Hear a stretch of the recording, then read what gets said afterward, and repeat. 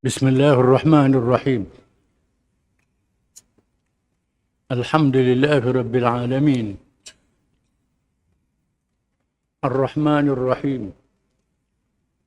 مالك يوم الدين، إياك نعبد وإياك نستعين، اهدنا الصراط المستقيم، صراط الذين أنعمت عليهم غير المغضوب عليهم ولا الضالين. والصلاة والسلام على رسول الله وعلى آله وصحبه ومن تبعه ونصره ووالاه. ربنا زدنا علما وارزقنا فهما وحكمة. Tersambung berkenaan Nabi Ibrahim alaihissalam. Nabi Ibrahim alaihissalam menjadi contoh individu yang mempunyai kebijaksanaan dalam mencari kebenaran daripada Allah Subhanahu wa taala. Bahkan baginda juga mempamerkan kesabaran dalam perjuangan. Sehingga Ibrahim dianggap satu ummah. Karena Ibrahim ummah. Ibrahim adalah ummah. Seorang diri dia macam satu ummah. Ini kehebatan Nabi Ibrahim alaihissalam. Kata ummah dalam Quran dengan makna umat manusia, umat Islam, jam'ah ataupun kumpulan. Ummah dengan makna seorang tokoh, pemimpin yang besar. Ibrahim adalah ummah. Allah Ta'ala sebut begitu sekali. Itulah Nabi sebut ada sahabat dia menyamai 1000 orang. Menamai beberapa ribu orang, walaupun seorang dia je. Kehebatan masing-masing. Allah Subhanahu wa taala turut menceritakan baginda alaihissalam bukan sahaja percaya kepada Allah, Tuhan yang Maha Esa dengan akalnya. Malah baginda juga bijak dalam menilai kejadian Allah Subhanahu wa taala. Perkara itu menjadi dalil, khususnya dalil berlakunya hari kiamat yang telah dijanjikan oleh Allah Subhanahu wa taala akan kebenarannya. Hal ini disebut oleh firman Allah Taala. Ibrahim nak menambahkan keimanan dia, minta Allah Taala tunjuk bukti adanya hari kiamat, hidup setelah mati.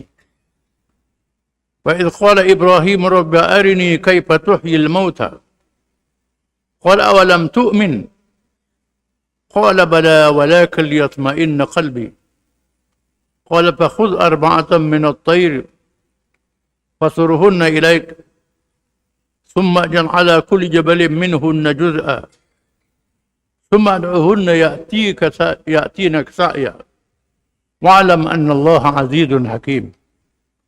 Surah Al-Baqarah ayat 260. Dan ingatlah ketika Nabi Ibrahim alaihissalam merayu kepada Allah dengan berkata,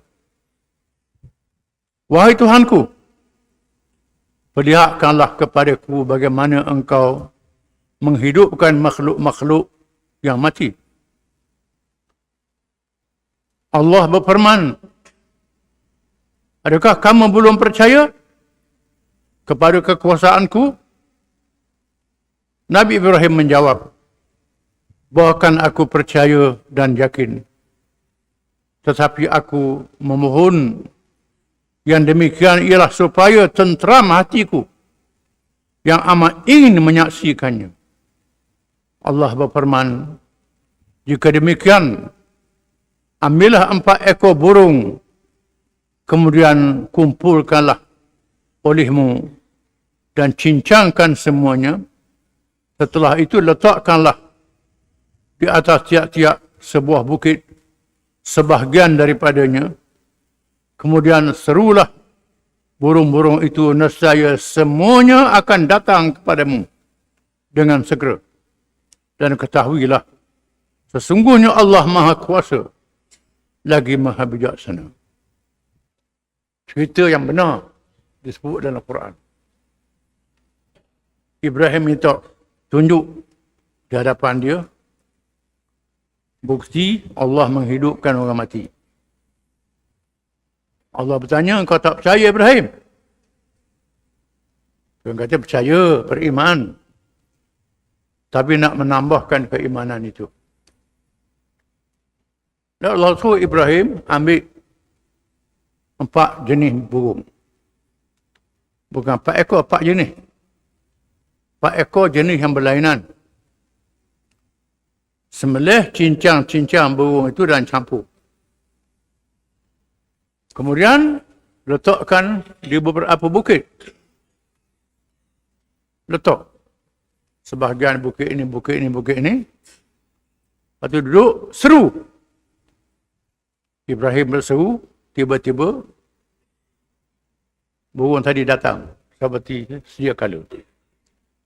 Menunjukkan kekuasaan Allah untuk menghidupkan orang mati.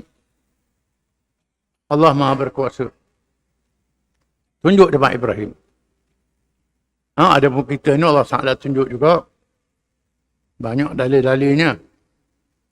Antaranya, bila berlaku kemarau yang panjang, rumput-rumput mati. Kering, jadi debu. Bila turun hujan, tumbuh balik. Ataupun berlaku kebakaran. Hutan bakar. Habis jadi abu belaka. Turun hujan, tumbuh balik pohon-pohon kayu itu. Ini kekuasaan Allah yang menghidupkan yang mati, membangkitkan semula manusia setelah meninggal dunia. Hari kiamat adalah benar. Tuhan tunjuk di hadapan mata kita bagaimana kehebatan, kekuasaan Allah SWT. Kita lihat ada pohon kayu dalam bukit. Batang dia berapa meluk. Dia punya biji halus saja. Halus saja. Macam pasir saja. Bila tumbuh jadi pokok yang besar. Pohon durian. Kalau kita tanam, belah putih dia macam gandum dalam putih. Bila tanam, tumbuh jadi pokok yang besar. Ini semua dalil-dalil kekuasaan Allah. Menunjukkan Maha Berkuasa. Begitulah benar janjinya. Berlaku kebangkitan semula setelah manusia meninggal dunia. Ada hari kiamat. Itu berita yang benar.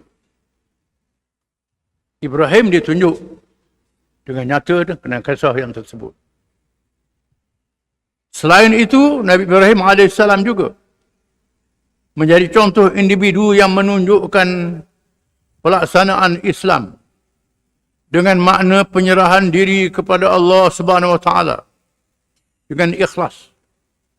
Perkara ini dihuraikan melalui firman Allah Subhanahu Wa Taala. Wa man yarghabu an millati Ibrahim illa man safiha nafsah. Wa laqad istafainahu fid dunya wa innahu fil akhirati lamina as-salihin. إذ قال له ربه أسلم قال أسلمت لرب العالمين.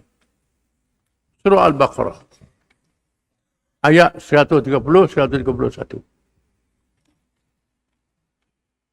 Dan tiada orang yang membenci agama Nabi Ibrahim, melainkan orang yang memperbodohkan dirinya sendiri. Kerana sesungguhnya kami telah memilih Ibrahim menjadi Nabi di dunia ini. Dan sesungguhnya dia pada hari akhirat kelak tetaplah daripada kalangan orang-orang yang soleh, yang tertinggi martabatnya.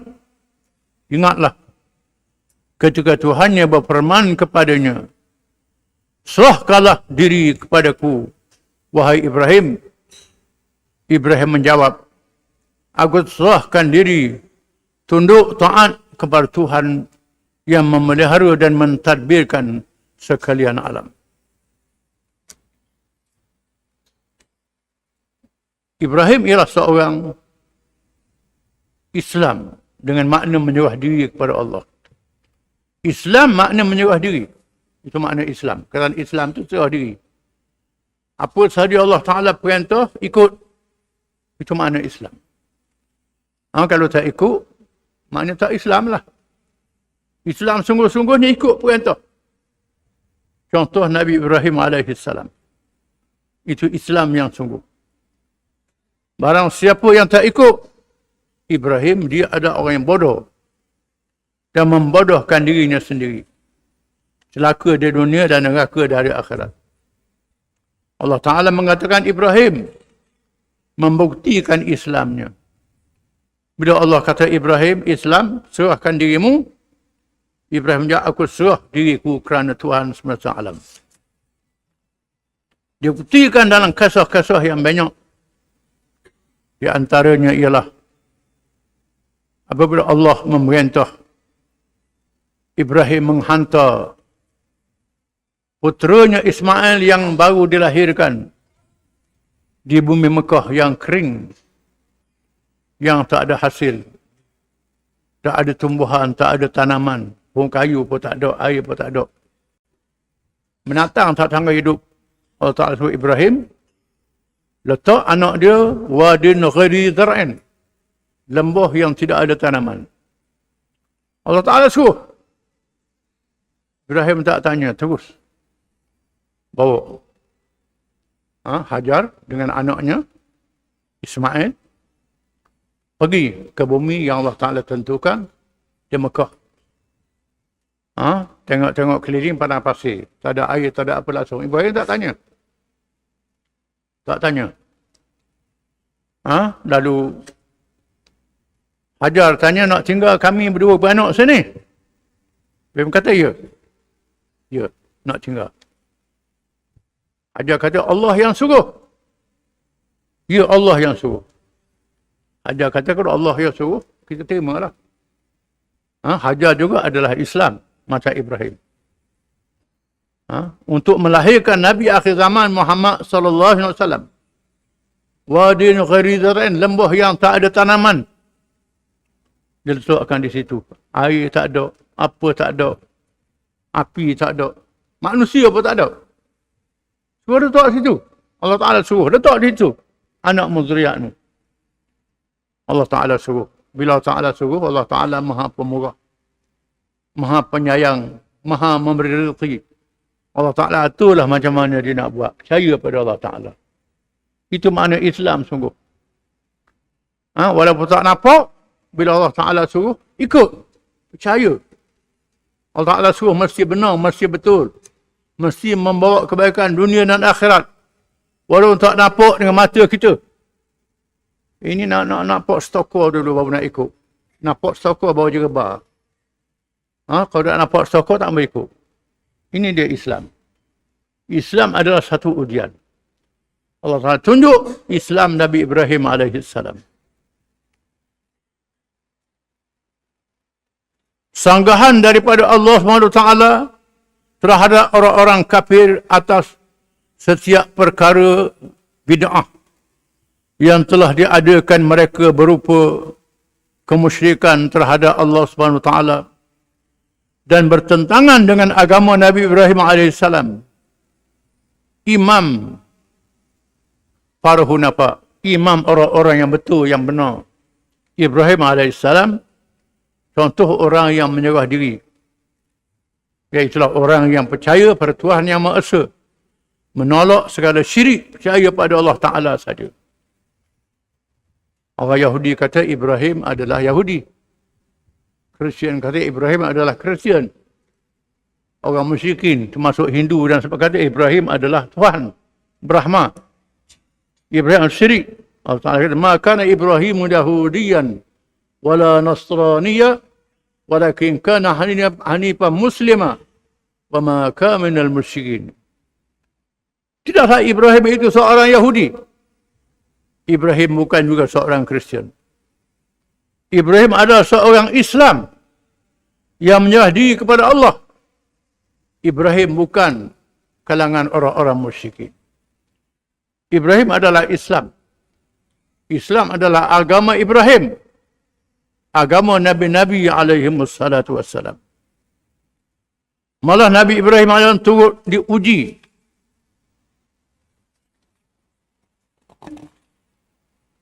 Diuji dengan sabar menghadapi perjuangan. Wallahu a'lam.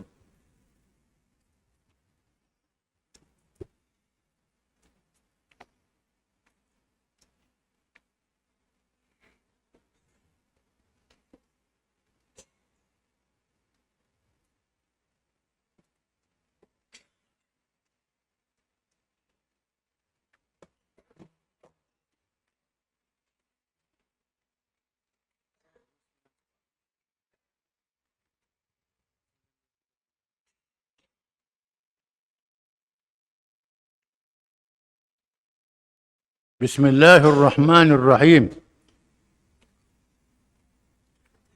Apabila mereka bertindak menghantar bala tentera untuk menentang kedatangan Islam,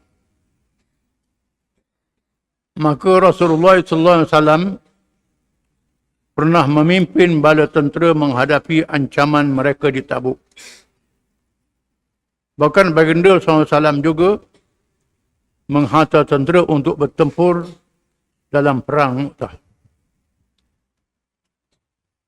Apabila Raja Rom tak jadi masuk Islam, padahal dia percaya Muhammad adalah Rasulullah. Bila baca surat Nabi, panggil Abu Sufyan, pemimpin Mekah yang berniaga di Syam pada masa itu. Syam adalah wilayah Rom Timur, pusat kerajaan Byzantine. Tanya Abu Sufyan, bagaimana orang yang kata dia jadi Nabi ini? Abu Sufyan ceritalah. Dia ni seorang mengajak kepada menyembah Tuhan Yang Maha Esa. Tinggal berhala, tinggal syirik. Meninggalkan berzina, meninggalkan bangkai, meninggalkan yang keji. Abu Sufyan rakyat betul. Lain dengan ajaran yang diajar oleh nenek moyang kami. Raja Rom tanya bagaimana pengikut-pengikut dia. Pengikut dia banyak orang muda. Orang tua-tua jarang dia. Orang miskin, orang yang kaya-kaya tak banyak ikut dia. Raja Rom kata, haulai atba'ur rusul. Mereka itulah pengikut Rasul-Rasul zaman dahulu. Bila dengar begitu, menyebabkan padri-padri, pembesar-pembesar, bising. Bahaya ni raja kita nak tinggal agama ni. Lalu Raja Rom, kerana takut jatuh takhta tak jadi raja, terus mengatakan dia mempertahankan agama asal. Kristian. Yang asal. Yang dia anut, tak mengikut Nabi SAW, padahal dia tahu. Bukan sekadar itu. Dia anggap bahawa Nabi adalah ancaman kepada kerajaan dia. Lalu dia menyediakan bala tentera untuk menghadapi Islam. Maka Nabi menyediakan bala tentera untuk menghadapi mereka. Kerana mengikut kaedah Islam, kita ajak orang bukan Islam masuk Islam. Aslimu taslamu, aslim taslam. Kamu masuk Islam, kamu selamat. Kalau kamu tak mau masuk Islam, berdamai. Jangan berperang. Benarkan rakyat masuk Islam. Benarkan kami berdakwah. Itu yang kedua. Kalau tidak, maka tak ada jalan melainkan berperang. Oleh kerana pilihannya ialah perang, Nabi menyediakan tentera untuk berperang. Berlaku peristiwa Tabuk yang kita baca kisahnya dalam sirah Nabawiyah. Nabi memimpin bala tentera pergi ke Tabuk. Tabuk ni ialah utara Arab Saudi sekarang. Sempadan Jordan, sempadan Rom. Satu peristiwa yang menguji umat Islam yang kisahnya terkenal. Perjalanan ke Tabuk sangat jauh, musim panas, memerlukan bekalan. Lalu Nabi menganjurkan derma sumbangan untuk perang Tabuk. Orang kaya beri banyak, orang miskin beri sikit. Orang yang mampu sekadar kemampuan masing-masing. Dia ada kenderaan boleh pergi, tak ada kenderaan tak boleh pergi. Orang munafik melarikan diri. Itu cara ujian. Kisahnya Sirah Nabawiyah, perang Tabuk. Dan perang Mu'tah. Perang Mu'tah ni Nabi hantar keluarga dia sendiri. Ketika itu bala tentera Rom dan Arab bersekongkol sehingga mengorbankan beberapa orang syuhada. Ini termasuklah mereka dalam kalangan ahli keluarga dan sahabat ulung seperti Zaid bin Harithah radhiyallahu anhu, Ja'far bin Abi Talib radhiyallahu anhu dan Abdullah bin Rawahah. Nabi hantar tentera ke Mu'tah. Mu'tah ni kawasan Rom lah. Nabi hantar orang yang rapat dengan dia, sahabat yang rapat. Pemimpin yang pertama Zaid bin Harithah radhiyallahu anhu, iaitulah anak angkat Nabi. Dan Nabi sangat sayang anak angkat Nabi, Zaid bin Harithah. Nabi kata kalau Zaid mati, ganti Ja'far bin Abi Talib. Ja'far ni ialah sepupu Nabi. Sepupu dia sendiri memimpin tentera. Kalau Ja'far mati, Abdullah bin Rawahah. Bin Rawahah ialah seorang sahabat kalangan Ansar. Ini 3. Nabi lantik penglima untuk hantar ke Mu'tah. Maka berlakulah perang Mu'tah yang terkenal. Perang yang Allah Ta'ala tunjuk mukjizat Nabi. Nabi menceritakan secara langsung perang itu berlaku. Nabi duduk di Madinah.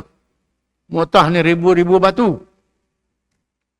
Tentera Islam yang jumlahnya sedikit menghadapi ratusan ribu tentera Rom yang besar jumlahnya. Di mana tentera Islam buat keputusan lawan. Menyebabkan Zaid bin Harithah syahid. Lepas mati Zaid bin Harithah, Ja'far bin Abi Talib juga syahid. Nabi sebut, sekarang Zaid bin Harithah mengepali tentera. Nabi duduk di Madinah dan cerita keadaan menangis. Zaid sudah gugur syahid. Sekarang Ja'far, Nabi kata ambil bendera. Pegang bendera tangan kanan, putus, pegang tangan kiri. Putus tangan kiri, pegang dengan tunggu tangan. Kemudian Ja'far juga syahid. Nabi kata. Atau Allah bin Rawahah juga ambil alih, memimpin tentera. Mati Allah bin Rawahah. Akhirnya ada ketua. Tak ada ketua, Nabi kata sekarang tampil satu pedang daripada pedang-pedang Allah. Khalid bin Al-Walid radhiyallahu anhu. Lalu orang ramai suruh Khalid menjadi pemimpin tentera. Lalu Khalid mengambil alih. Dan Khalid yang pintar dalam peperangan mengatur strategi perang. Di luar dugaan tentera Rom. Iaitulah membentuk pasukan-pasukan yang banyak. Pasukan yang banyak tak lawan sekaligus. Pasukan yang pertama lawan. Patu undur yang kedua pula lawan. Undur yang ketiga pula lawan. Undur yang belakang ni melarikan kuda sehingga debu menjulang ke langit. Rom tengok tentera Islam ni mari ada sama. Gila. Mari-mari. Orang Islam pula berani. Bertalu-talu macam ombak. Terus. Padahal tak ramai mana. Ini Khalid bin Walid. Taktik perang dia. Serang. Yang kedua pula masuk. Serang. Yang ketiga masuk. Serang. Lepas tu masuk pula. Dia dah nampak. Sebab debu. Dia tengok. Ini bantuan mari ni. Bahaya. Rom terus berundur. Berundur. Tengok tu. Berundur. Tentera Islam pun balik ke Madinah. Dalam kisah yang terkenal bila balik ke Madinah, orang Madinah pula marah tagu dengan batu. Marah balik. Nabi kata, "Dok, mereka berundur nak pergi pula ni. Berundur ni strategi perang. Bukan undur lari, tidak. Hellah untuk meneruskan perjuangan lagi, bukan lari, tidak. Tapi tak pada musuh besar sangat jumlahnya. Itu perang Tabuk yang terkenal. Sebelum Rasulullah SAW wafat, Baginda dia telah menghantar tentera yang dipimpin oleh cucu angkat kesayangannya, iaitu Usamah bin Zaid radhiyallahu an, yang masih terlalu muda. Namun begitu tentera ini berpatah balik kerana mendapat berita kewafatan Rasulullah sallallahu alaihi wasallam. Telah buat pasukan. Ketuanya ialah Usamah, anak Zaid, cucu angkat. Ayah dia mati syahid di medan perang. Rasul nanti anak dia, Usamah, umur 20 tahun, tak sampai 20 tahun. Muda sangat. Sahabat-sahabat mempertikaikan. Kerana muda sangat. Nabi kata, tak, biar dia jadi ketua. Cucu yang sangat disayangi oleh Nabi SAW, cucu angkat. Dan kalau Nabi naik unta, letak di belakang, gendong di belakang. Ini sayang pada Usamah ni. Usamah ni cucu angkat yang Nabi kasih, Nabi sayang. Suruh wali tentera. Masa Usamah pergi nak keluar Madinah, Nabi uzur. Usamah pun berkhemah. Nabi wafat, Usamah balik. Usamah balik semula. Bila dengar Nabi wafat. Khalifah Abu Bakar, sebaliknya Khalifah Abu Bakar radhiyallahu an, tetap meneruskan tugas tentera ini tanpa mengira bahaya kepungan golongan murtad dan teguran para sahabat yang gerun dengan bahaya murtad selain faktor usia Usamah yang terlalu muda. Bila Abu Bakar jadi khalifah, Abu Bakar terus suruh tentera Usamah meneruskan perjalanan lawan Rom. Pada masa itu, kabilah-kabilah Arab murtad. Dalam keadaan kabilah Arab murtad, keliling Madinah murtad. Madinah dikepung. Madinah dalam keadaan bahaya. Di mana puak-puak murtad ni disokong oleh Parsi dan Rom. Kuasa besar dunia sokong. Dalam keadaan bahaya, bakal suruh pergi juga. Dahlah Usamah tu muda sangat. Para sahabat tak puas hati. Bakal marah. Marah. Pada Sayyidina Umar, Sayyidina Umar pujuk Abu Bakar. Pujuk Abu Bakar. Kita dalam keadaan bahaya ni. Abu Bakar pegang pada Sayyidina Umar, pegang janggut. Jakob. Jabarun fil jahiliyah, jabarun fil Islam. Muni masa jahiliyah samsing. Masa Islam penakut. Abu Bakar kata kepada Sayyidina Umar. Terduduk Sayyidina Umar. Terus tentera Usamah terus pergi juga walaupun dalam keadaan murtad mengepung Madinah. Tindakan Abu Bakar adalah satu tindakan politik, bukan ketenteraan saja, tindakan politik, perang saraf, orang panggil perang saraf. Bila Abu Bakar suruh tentera Usamah pergi juga tak berani orang murtad ni. Orang murtad migrun. Ini hebat ni. Islam ni kuat lagi. Dalam keadaan begini pun nak lawan Rom, nak lawan kuasa besar dunia. Ni bahaya. Ini perang psikologi. Orang sekarang panggil perang psikologi. Biasanya media memainkan peranan. Ini bahaya ni. Usamah pergi. Akhirnya tentera Usamah membawa kemenangan. Adapun beberapa kabilah yang bernaung dengan kerajaan Rom pula menerima Islam atau berdamai dengan bayaran jizyah. Tentera Usamah mendapat kejayaan. Pertolongan Allah. Rom merasa gerun, Rom tak dia lawan. Kabilah-kabilah Arab yang menyokong Rom jadi masuk Islam. Kejayaan tentera Usamah. Tentera Usamah kembali dalam keadaan membawa kemenangan. Pada masa yang sama, Khalifah Abu Bakar radhiyallahu an menugaskan Khalid bin Sa'id bin Abil As supaya memimpin bala tentera ke perbatasan Syam. Tugas yang diberikan ialah mengawal daerah Taimah bagi melindungi tentera Islam yang masih menghadapi fitnah murtad dan ancaman tentera Rom. Bakal menugaskan satu pasukan tentera di bawah pimpinan Khalid bin Sa'id bin Al-As radhiyallahu anhu untuk menjaga sempadan Rom. Mengawal sempadan, pegang-pegang, kawal sempadan saja. Untuk melindungi tentera Islam yang sedang berperang dengan golongan murtad. Kalau Rom mari, tentera peninjau ni dapat tahu. Bersedialah, ada maklumat. Ini tindakan bijak Abu Bakar radhiyallahu anhu. Raja Rom mengumpulkan kabilah-kabilah Arab yang setia bernaung di bawahnya supaya bersama pada tentera Rom bagi menentang tentera Islam. Pertempuran berlaku dengan kemenangan berpihak pada tentera Islam. Pada masa yang sama, kemenangan itu memberikan peluang kepada tentera Islam untuk mempelajari cara dan strategi musuh yang besar itu.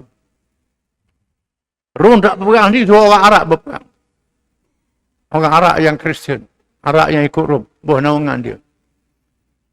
Berperang, tentera Islam menang. Khalid bin Sa'id radhiyallahu anhu mencapai kemenangan, berjaya menundukkan Arab yang digunakan oleh Rom ni, maka Islam, tentera Islam selamat. Berita kemenangan itu diutuskan kepada Khalifah Abu Bakar radhiyallahu anhu.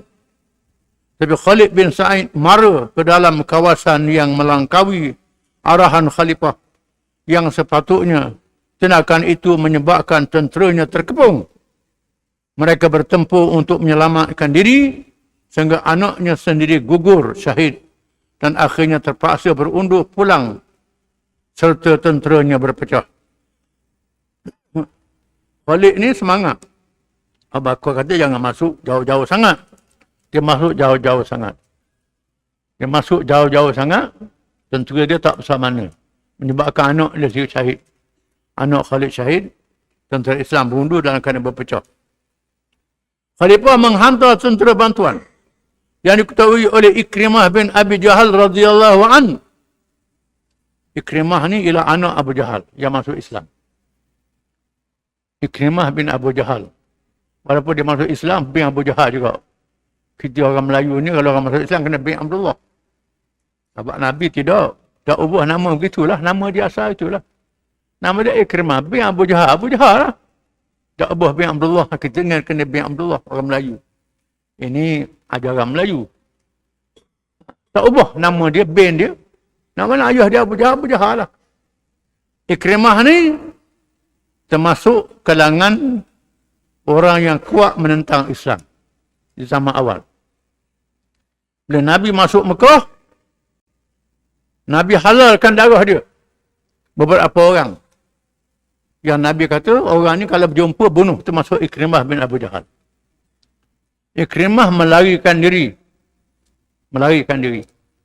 Isteri dia mengadap Nabi. Isteri dia masuk Islam. Isteri dia minta Nabi maafkan Ikrimah. Dia nak pujuk Ikrimah supaya masuk Islam. Isteri dia atau orang pujuk Ikrimah mari menghadap Nabi dan masuk Islam. Bila dia masuk Islam, dia nak tebus dosa dia lawan Islam dulu dengan berjuang Islam. Dia berjuang dengan Nabi, berjuang dengan Abu Bakar radhiyallahu anhu. Oleh kerana dia seorang penglima, maka Abu Bakar lantik jadi penglima. Ikrimah bin Abi Jahal membantu Khalid bin Sa'id radhiyallahu anhu diarahkan supaya bertahan dan menunggu kedatangan bala tentera berikutnya, akan tetapi mereka berundur sehingga menghampiri Madinah.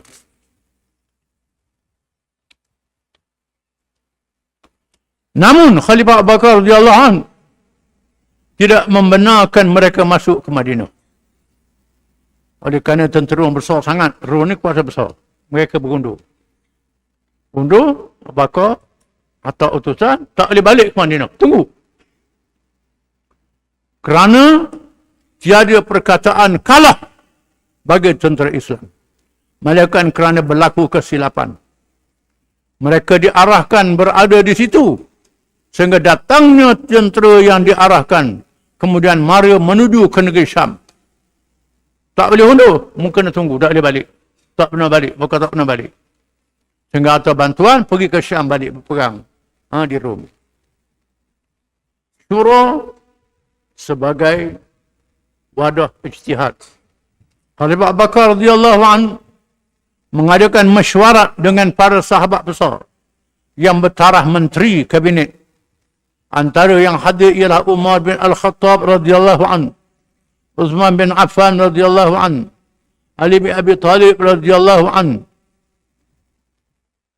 Talhah radhiyallahu anhu, Zubair radhiyallahu anhu, Abdurrahman bin Auf radhiyallahu anhu, Sa'ad bin Abi Bakar radhiyallahu, Abu Ubaidah radhiyallahu, Amir bin Jarrah radhiyallahu anhu, dan lain-lain pemimpin masyarakat dan penglima-penglima besar yang terdiri daripada kalangan Muhajirin dan Ansar, khususnya ahli Badar radhiyallahu anhu. Abu Bakar buat mesyuarat untuk menghadapi Rom. Abu Bakar radhiyallahu anhu menyampaikan ucapannya, Inna Allah tabaraka wa ta'ala la tuhsa ni'amuh wa la tublaghul a'malu jazaa'a wa la tublaghul a'malu jazaaha falahul hamdu katsiran ala ma istana'a indakum min jam'i kalimatikum wa aslaha dhata bainikum wa hadakum ila al-islam wa nafa'a ankum asy-syaitan falaysa yatma' fi an tusyriku billah wa la an tattakhidhu ilahan ghairah. Sesungguhnya nikmat yang dikurniakan Allah SWT tidak terhitung jumlahnya, sehingga amalan baik seseorang itu tidak akan mampu menebus segala nikmat tersebut.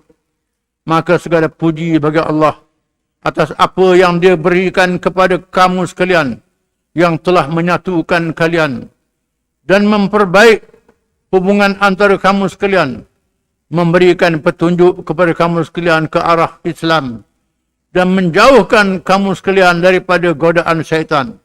Maka aku tidak berharap kamu sekalian menyekutukan Allah, dan janganlah kamu sekalian mengutukannya dengan sesuatu yang lain.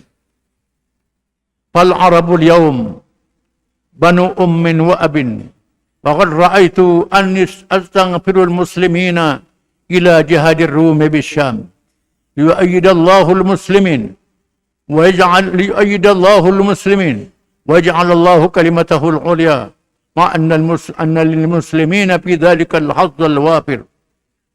Sesungguhnya bangsa Arab adalah umat yang satu. Mereka berasal daripada ibu dan bapa yang sama. Sebenarnya ingin mengerahkan kamu sekalian untuk memerangi bala tentera Rom, Bizantin, yang berkuasa memerintah di Syam. Tujuannya agar Allah membantu kaum muslimin dan meninggikan kalimahnya Islam, sehingga kemenangan menjadi kaum muslimin.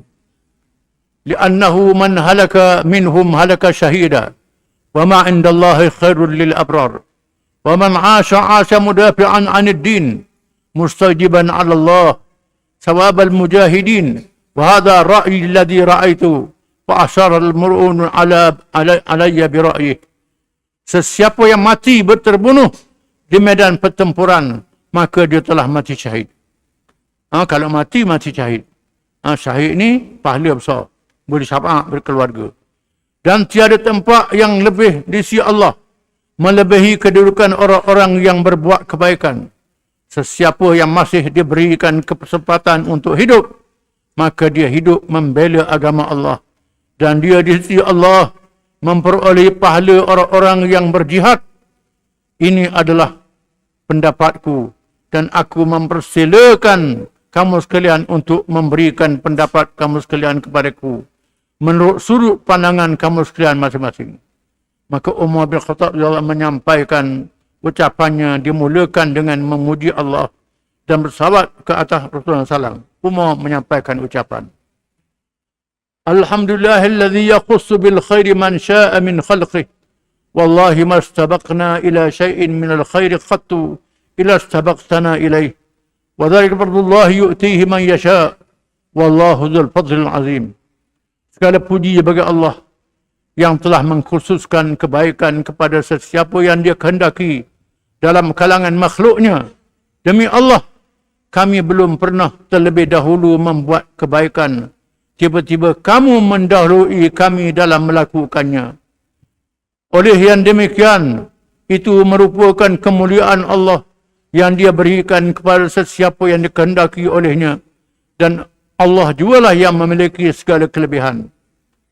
Kamu mendahului kami dalam mengerjakan amal kebajikan. Patutnya kita dululah, tapi kamu lebih dulu memberi pandangan yang baik ini, kata Sayyidina Umar. Qad wallahi aradtu liqa'aka bihadha ar-ra'yi alladhi dhakartahu al-an. Faqad asaba Allah bika sabila ar-rasyad. Sarrib ilaihimul khayla fi ithril khayli. Aku bersumpah demi Allah, sesungguhnya aku ingin menemuimu untuk mencadangkan perkara ini, maka Allah telah mentakdirkan kamu pula yang menyebutkannya sekarang. Dan sesungguhnya kamu telah mengambil satu langkah yang tepat. Semoga Allah mengurniakan kepadamu petunjuk ke arah jalan kebaikan. Hantarkan pasukan tentera berkuda untuk menentang Rom yang diikuti pasukan berkuda berikutnya. Umar kata, aku sokong pandanganmu. Kita sediakan tentera untuk perangai Rom. Wab'asir rijala ba'dar rijal wal junuda tatba'uhal junud fa inna Allah nasirun dinah wa mu'izzul islam wa ahli. Kemudian utuskanlah penglima perang yang diikuti penglima perang yang berikutnya, dan hantarkanlah pasukan tentera yang diikuti pasukan seterusnya. Sesungguhnya Allah pasti menjadi penolong bagi memenangkan agamanya, memuliakan Islam dan pendukungnya, dan dia menunaikan janji kemenangan yang sudah dinyatakan per Rasulnya sallallahu alaihi wasallam. Kemudian Abdurrahman bin Auf menyampaikan ucapan, Ya Khalifat Rasulullah, inna Rum wa ibnul Asfar haddun hadidun wa ruknun syadidun ma ara an taqtahima alaihim iqtihaman wa la tam'atul khayla fatughira fi qawasi ardihim thumma tarjumu ilaik. Wahai Khalifah Rasulullah, sesungguhnya Rum dan Bani Asfar, bangsa Rum, ialah sebuah kerajaan yang sangat kejam dan sangat kuat. Aku berpendapat, kamu tidak perlu menghantar rombongan tentera berkuda dengan sewenang-wenangnya untuk menyerang mereka. Namun hantarkanlah pasukan berkuda untuk menguasai daerah pinggiran di wilayah takluk Rum. Kemudian selepas itu, kamu boleh menghantar pasukan berkuda untuk menguasai daerah pinggir yang seterusnya. Ini sangat ramai. Orang kata, jangan serang Rom tu. Serang wilayah-wilayah dia dulu. Tawang wilayah-wilayah dulu, barulah serang Rom. Ini cara Abraham bin Auf. فَإِذَا فَعَلُوا ذَلِكَ بِهِمْ ذَلِكَ مِرَارًا أَضَرُّوا بِهِمْ وَغَنِمُوا مِنْ أَدَانِ أَرْضِهِمْ فَقَوُوا بِذَلِكَ عَلَى عَدُوِّهِمْ. Apabila pasukan berkuda melakukannya berulang kali, maka pasukan berkuda telah memancing permusuhan dengan Rom, dan kaum muslimin dapat mengambil tanah mereka sebagai ghanimah. Jika sudah demikian, jumlah kekuatan tentera Islam yang melawan tentera Rom diperkuatkan. Kita lawan dulu wilayah-wilayah dia, tawan tanah-tanah dia dulu, ada hasil, ada semua. Ini kekuatan pada tentera Islam. ثم تبعث إلى أراضي أهل اليمن وأخاصي ربيعة ومضر ثم تجمعهم جميعا إليك فإن شئت بعد ذلك غزوتهم بنفسك وإن شئت أغزيتهم. Kemudian kamu menghantar utusan kepada penduduk Yaman dan pelosok negerinya, termasuklah kepada kabilah Rabi'ah dan Mudar, untuk meningkatkan kekuatan. Jika kamu berkeinginan untuk lancarkan serangan secara besar-besaran, sama ada kamu sendiri yang memimpin pasukan tersebut atau menugaskan kepada sesiapa yang terpilih. Kata Umar bin Auf, lepas tu kita keruh orang Yaman. Kena ada orang Yaman ikut sama dalam tentera ni. Kerana dalam kuasa besar dunia, tentera kena besar. Jadi kena ajak orang Yaman ikut serta, dan kabilah Mudar ikut serta, Rabi'ah ikut serta, untuk tambah jumlah. Mada taraun? Apakah pandangan kamu sekalian? Lalu Utsman bin Affan radhiyallahu anhu berdiri menyampaikan ucapan yang memulakan dengan pujian kepada Allah Taala dan selawat ke atas baginda Rasulullah. Beliau berkata, Ini ara annaka nasihun li ahli hadzal din, syafiqun alaihim, fa idza ra'aita ra'yan tarahu li'ammatihim salahan, fa'zim ala imdha'ih fa innaka khairu dhanin. Pada pandanganku, kamu ialah seorang penasihat kepada orang yang mengikuti agama ini dan juga seorang yang berkelakuan lemah lembut kepada mereka. Maka apabila kamu mempunyai suatu pandangan yang kamu ketahui betul, baik, membawa membawa kemaslahatan, maka perintahlah agar ia laksanakan tanpa ragu-ragu lagi. Sayyidina Utsman sokong. Di sini Talhah radhiyallahu anhu, Az-Zubair bin Awam, Sa'id bin Waqqas radhiyallahu anhu, Abu Ubaidah, Sa'id bin Zaid dan lain-lain sahabat dalam kalangan Muhajirin dan Ansar bersuara dengan menyokong pandangan itu. Kata mereka, Sadaqa Utsman, ma ra'aita min ra'yin fa'amdihi fa inna la nukhalifuka wa la nattahimuka. Wa zakaru hadha wa ashbahu wa Ali fil qaumi lam yatakallam.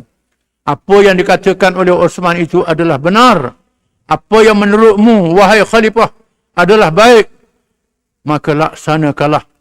Kami akan tunduk dan mematuhi perintah yang engkau putuskan. Kami tidak akan menyalahi perintahmu dan kami tidak akan menuduh sebarangan. Adapun yang lain menyampaikan pandangan yang sependapat dengan pendapat tersebut, dan Ali yang turut hadis belum berbicara lagi. Apabila melihat Ali bin Abi Thalib tidak bercakap, maka Abu Bakar bertanya padanya, "Madza tara ya Abul Hasan?" Wahai Abul Hasan, apakah pandanganmu? Ini gelarang Sayyidina Ali. Ali pula bagaimana? Ali bin Abi Thalib menyatakan dengan tegas, "Ara annaka in sirta ilaihim binafsik aw ba'asta ilaihim nusirta alaihim insyaallah." Aku melihat sesungguhnya kamu turut menentang mereka Rom atau menghantar pasukan ke sana, maka tentera Islam akan memperoleh kemenangan insya-Allah. Ali kata, sama ada kau pimpin dia atau tugas sesiapa dia, insya-Allah kita boleh menang. Khalifah Abbas radhiyallahu an bertanya, "Basyarakallahu bi khairin wa min aina alimta dhalik?" Sesungguhnya Allah telah memberi khabar gembira kepadamu dengan kebaikan. Dari manakah kamu mengetahuinya? Tanya Sayyidina Ali. Yang kata boleh menang tu, apa? Dapat mana?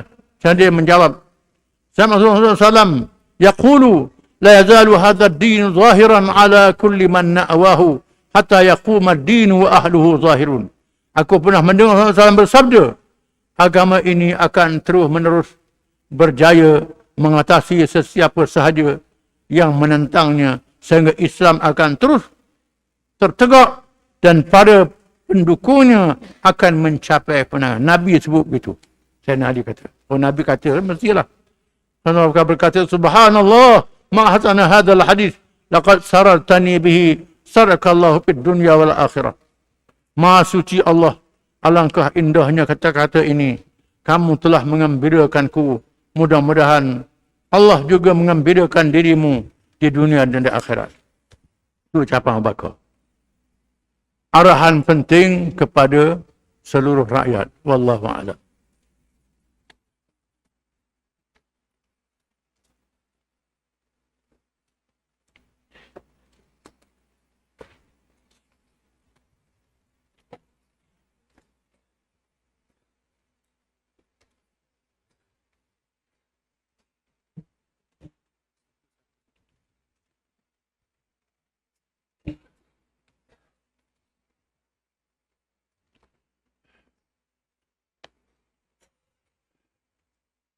أعوذ بالله من الشيطان الرجيم ومن يعمل سوءا أو يظلم نفسه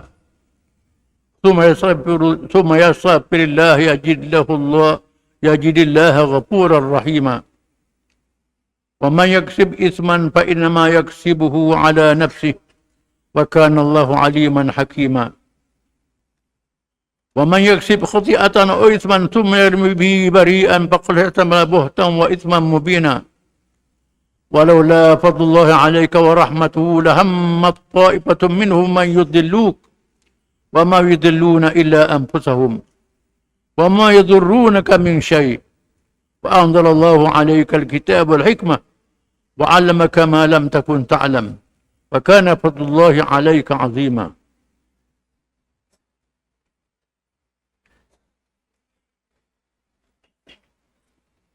Maksudnya, dan sesiapa yang melakukan kejahatan atau menzalimi dirinya sendiri dengan melakukan maksiat, kemudian dia memohon ampun kepada Allah, nescaya akan dapati Allah amat pengampun lagi amat mengasihani. Dan sesiapa yang mengerjakan sesuatu dosa, maka sesungguhnya ia hanya mengerjakannya untuk menjadi bala bencana yang menimpa dirinya sendiri. Dan ingatlah Allah sentiasa mengetahui lagi amat bijaksana. Dan sesiapa yang melakukan sesuatu kesalahan atau sesuatu dosa, kemudian ia menuduhkannya kepada orang yang tidak bersalah, maka sesungguhnya ia telah memikul kesalahan berbuat dosa dan melakukan dosa yang amat nyata. Dan kalaulah tidak kerana limpah kurnia Allah dan rahmatnya kepadamu, wahai Muhammad sallallahu alaihi wasallam, nescaya berhasillah cita-cita segolongan daripada mereka yang bertujuan untuk menyesatkanmu. Padahal mereka tidak akan menyesatkan melainkan diri mereka sendiri. Dan juga mereka tidak akan dapat mendatangkan mudarat kepadamu sedikit pun. Dan Allah telah menurunkan kepada kitab Al-Quran serta hikmah pengetahuan yang mendalam, dan telah mengajarmu apa yang engkau tidak mengetahuinya, dan adalah limpah kurnia Allah itu kepadamu amatlah besar.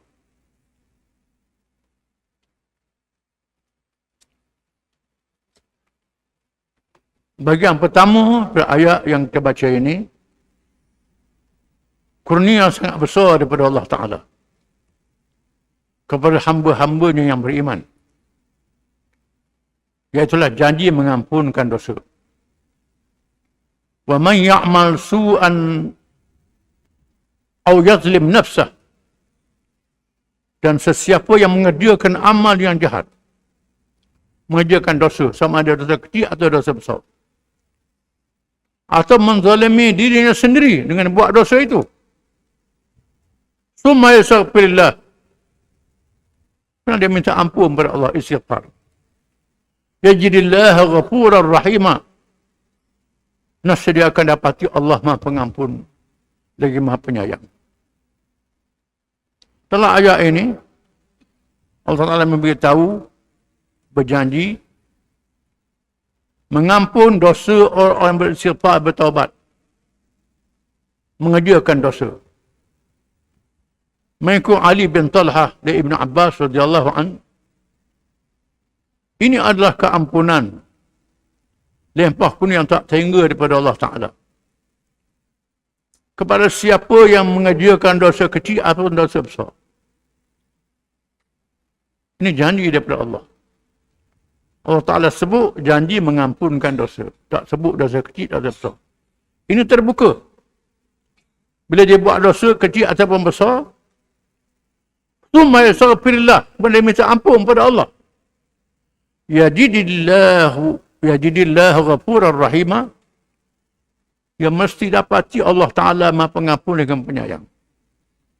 Menunjukkan besar mana dosa sekalipun, kata Ibn Abbas, walaupun dosa itu sebesar bukit buka dan gunung ganang, sebesar bumi yang sangat luas, selagi iman ada dalam diri dia, dia datang bertaubat pada Allah Ta'ala dengan ikhlas, taubat yang nasuha, sesal di atas perbuatannya, Allah Ta'ala mesti mengampunkan dosa ini. Ini satu janji yang sangat luas daripada Allah Ta'ala kepada hamba-hambanya, di samping ayat-ayat yang banyak ayat yang lain yang janji yang sama. Dalam hadis-hadis menyebut Allah Ta'ala sangat bergembira kepada hambanya yang bertaubat. Lebih daripada gembira lebih daripada hamba itu. Sehingga laksana seorang yang musafir di padang pasir menunggang unta atau kuda yang penuh dengan makanan, tiba-tiba jatuh daripada kuda dia, unta dia terlepas, dia jatuh di padang pasir. Sedar-sedar kuda dia tak ada, makanan tak ada. Tak ada harapan untuk selamatkan diri. Dia kejar mata. Celek tiba-tiba, kuda yang bawa makanan, unta makanan, mari balik. Lalu dia sangat gembira sehingga latah.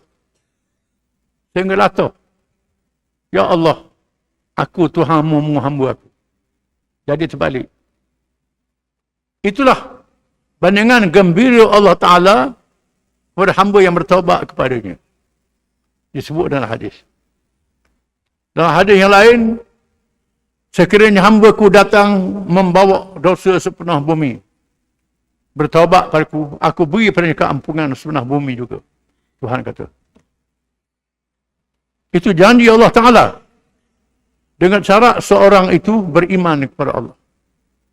Kalau kafir tak ada apa, kena beriman. Orang itu percaya pada Allah Ta'ala, dia buat dosa besar mana pun, sama ada dosa kecil, dosa besar, dosa minum arak, dosa berzina, dosa berjudi, dosa tipu orang, dosa sebagainya. Dia beriman, percaya pada Allah Ta'ala, dia bertaubat. Allah Ta'ala tetap mengampunkan dosa. Ini janji daripada Allah.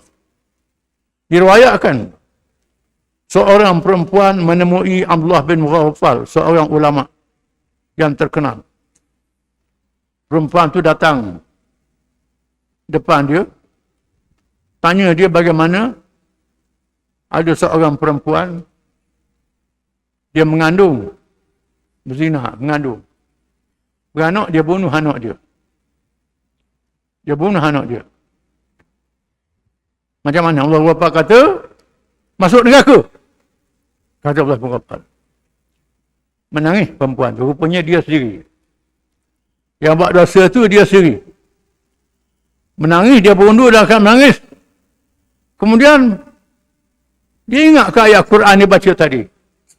Firman Allah Ta'ala, Man ya'mal su'an yazlim nafsahu yasrafillah, yajidillahu wafurar rahimah. Barang siapa yang buat amal yang jahat, dia zalim diri dia sendiri, kemudian diberi siapa pada Allah Ta'ala. Nasib dia dapati Allah, pengampun lagi penyayang. Panggil semula. Lalu, panggil perempuan yang mari balik. Lalu, Allah Ta'ala janji nak ampun dosa. Tuhan ampun dosamu. Dengan sekarang, mu istighfar sungguh-sungguh. Minta ampun kepada Allah Ta'ala. Perempuan itu sapu air mata, tak jadi menangis. Macam-macam peristiwa. Di mana cara istighfarnya sama ada sebut astagfirullah atau apa sahaja istighfar yang ada dalam Quran, yang ada dalam hadis dengan lafaz istighfar. Ataupun dengan sembahyang 2 rakaat sunat taubah yang terkenal. Ini disebut dalam hadis juga. Ada seorang sahabat datang jumpa Rasulullah, ya Rasulullah, bunuh dah saya. Bunuh dah saya Rasulullah. Abira, bunuh dah saya. Bunuh apa? Nabi kata. Saya jumpa dengan orang puang. Saya pun heret je. Heret. Peluk dia, cium dia, sama saya tak berzina je. Bunuhlah saja. Nabi kata, mu semayang 2 rakaat. Lalu, dia pun ambil semayang 2 rakaat. Allah Ta'ala kata, innal hasanat yudhibna sayyiat. Sesungguhnya amal yang baik menghapuskan amal yang jahat. Dikenali dengan semayang sunat taubat. Sunat taubat. Disebut dalam hadis bagaimana seorang yang bunuh 99 orang. Tanya Tok Lebah. Acak kali dah cerita ni. Tok Lebah kata, mu jahat sangat tu, ada apa? Dia bunuh Tok Lebah jadi 100 orang. Kita tanya orang alim. Orang alim kata, Tuhan pun. Jangan putus asa. Lalu dia pun. Tapi mu jangan duduk kapur murid ke lain. Tak dia duduk di kapur ni, kawan orang jahat. Dia pun bersiapa. Pergi kapur lain, mati tengah jalan. Balah malaikat rahmat, malaikat azab. Akhirnya, malaikat rahmat ambil dia. Dia ampun dosanya. Bunuh orang, 100 orang. Tuhan ampunkan dosanya. Nabi Musa alaihissalam, kisah Nabi Musa. Dia jadi anak akak Fir'aun. Bila jadi orang muda, gagah perkasa, dia keluar jalan di bandar, berjumpa dengan seorang Bani Israel. Baluh dengan orang Qibti, kaum Fir'aun. Lalu Bani Israel minta tolong dia. Nabi Musa kocoh, mati. Mati, kuat Nabi Musa ni. Sampai mati orang, mati. Musa istighfar pada Allah Ta'ala. Allah Ta'ala ampunkan dosanya. Allah Ta'ala ampunkan dosa. Dia bunuh orang. Tuhan ampunkan dosa. Nabi Musa AS. Berlaku Nabi Musa sendiri. Tuhan ampunkan dosa dia. Tuhan latih jadi Rasul pula pada tu. Jadi Nabi. Menurut Allah Ta'ala maha pengampun lagi maha penyayang. Dengan sebab itu, seorang yang beriman jangan putus asa. Dan mengikut hadis, mengikut para ulama. Orang yang kena hukum hudud, lebih baik dia sembunyikan kesalahan dia daripada orang. Kecuali kerana dia nak tanya ulama, dia nak tahu. Nak tanya hukum, tak apa. Sembunyikan. Bertaubat dia dengan Allah Ta'ala. Walaupun dia sebut dalam hadis, ada orang serah diri betul jatuh hukum hudud atas diri dia. Tetapi lebih afdal sembunyikan dosa itu antara dia dengan Allah Ta'ala. Lebih afdal daripada serah diri dijatuhkan hukuman hudud. Ini. Pahala istighfar ni sangat besar. Sangat besar. Kita kena percaya. Allah Ta'ala maha pengampun. Allah Ta'ala bila kita percaya pada dia, dia mengampunkan dosa, maka Allah Ta'ala sayang kepada kita. Dengan syarat orang tu beriman. Jangan tak beriman. Tak percaya pada Allah Ta'ala. Kalau tak percaya pada Allah, tak jadi apa. Syaratnya iman tu kena ada. Kalau iman ada, mesti Allah Ta'ala ampunkan dosa dia. Wa man yaksib isman fa innama yaksibuhu ala nafsihi wa kana Allahu aliman hakima. Sesiapa yang buat dosa, maka dia tanggung dosa diri dia sendiri. Allah Ta'ala maha mengetahui lagi maha bijaksana. Bang, siapa yang buat dosa, dia tanggung sendirilah. Dia tak tanggung dosa. Orang lain tak boleh tanggung. Jangan kata-kata membuatlah aku tanggung dosamu. Tak. Orang tak boleh tanggung dosa kita. Kita buat, kita lah tanggung. Kita lah tanggung. Walaupun ada orang kata membuat tak apa aku tanggung dosamu. Tak. Orang yang buat dosa tu tanggung sendiri dah. Itu hukumnya. Wa man yaksib khati'atan aw isman thumma yarmi bihi bari'an faqad ihtamala buhtanan wa isman mubina. Barang siapa yang buat dosa, buat satu kesalahan jenayah. Dalam ayat yang kita baca dulu. Dia curi, dia susuk barang, dia kata orang lain curi. Fitnahkan orang. Barang siapa yang melakukan dosa, kemudian dia tuduh orang lain buat dosa. Nak lepas diri dia. Fitnahkan orang lain. Maka tanggunglah dia dosa yang sangat nyata. Tanggung dosa sangat nyata. 2 kali dosa. Dosa fitnah orang dosa dia buat dosa tu. Berat dosanya. Fitnah orang ni tidak boleh. Kalau kita buat dosa, kita sendirilah tanggung. Jangan pelik pada orang lain, tidak boleh. Falaula fadlullahi 'alaika wa rahmatuhu lahamma ta'ifatun minhum an yudilluka wa ma yudilluna ila anfusihim. Kalau tidak kerana kurnia Allah pada wahai Muhammad sallallahu alaihi wasallam dan rahmatnya, nescaya golongan-golongan yang sesat yang munafik itu akan menyesatkan wahai Muhammad, dan mereka tidak menyesatkan melainkan diri mereka sendiri. Iaitulah mereka yang buat fitnah ni jumpa dengan Nabi, nak rosakkan Nabi. Dia curi, tuduh pada orang lain, pergi kat Nabi, suruh Nabi hukum orang lain.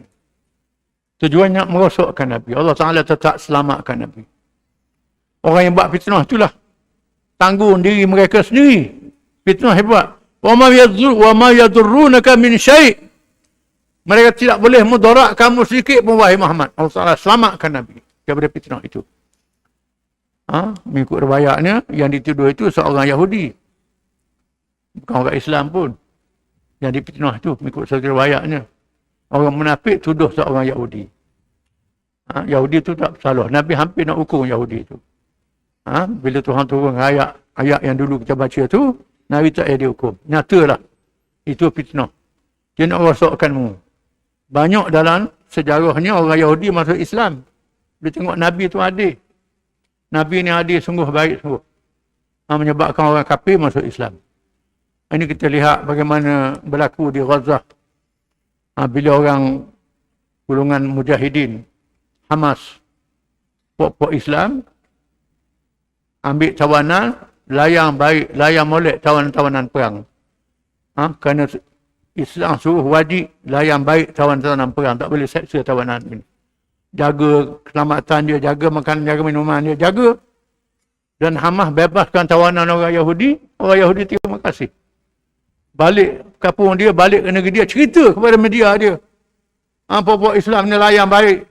Beza dengan orang Islam ditawan oleh Yahudi, nya kerak tangan lah, nya repih tangan lah, nya seksa macam-macam. Beza.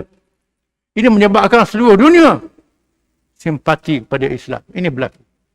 Dan ada orang kafir masuk Islam. Ini faedah perdamaian.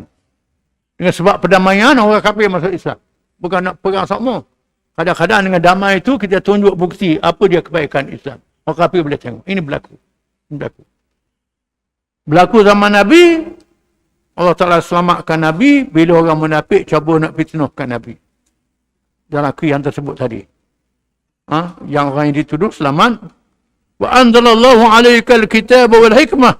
Allah Ta'ala turun kepadamu akan kitab Quran dan kebijaksanaan sunnah. Nabi dipelihara oleh Allah dengan kitab dan hikmah yang luar biasa. Wa alamaka ma lam takun ta'lam. Allah Ta'ala ajar padamu apa yang kamu tak tahu. Wa kana fadlullahi alaika azima. Kurnia Allah padamu sangat besar, wahai Muhammad. Kerana Nabi ini jadi contoh pada seluruh manusia. Allah Ta'ala pelihara Nabi. Orang dok Nabi ni tak boleh macam ni. Dan sebab itulah, yang dok Nabi ni kena hati-hatilah. Kena hati-hati nak menjatuhkan hukuman, dan kena hati-hati betul-betul. Kerana kita ada Quran, ada hadis, jadi panduan bagi kita. Wallahu a'lam.